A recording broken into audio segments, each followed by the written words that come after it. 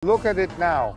Ito talaga ang pinakamalaking Starbucks sa mundo, isang napakalaking kapihan na may 30,000 piye kwadrado. Mas malaki kaysa sa tindahan sa punong tanggapan ng kumpanya sa Seattle, Washington. Ang Starbucks ay kabilang sa 6,000 o higit pang mga internasyonal na kumpanya na nagnenegosyo sa China.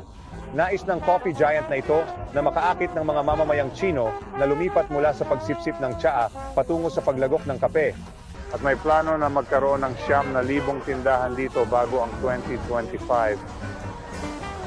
Iisipin mong madaling makahanap ng mauupuan sa isang malawak na gusali.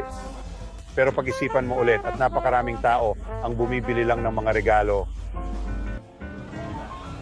Kaya dito mayroon tayong isang maliit na gilingan kung gusto mong gilingin ng mabilis. Para sa isang espresso, ilagay lang dito ang mga buto ng kape. Marami lang ang hindi umaalis ng walang ilang souvenir.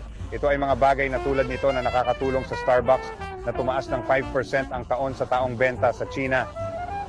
Hindi ako makapaniwala na mayroong mas malaking Starbucks kaysa kung saan ako pumasok at lumabas. And it's absolutely amazing. Ito ay talagang nakakamangha. Alam mo, pumunta ka sa isa sa US. And ito ay isang maliit na tindahan. Para itong isang mall ng kape. Ibig kong sabihin maraming regalo.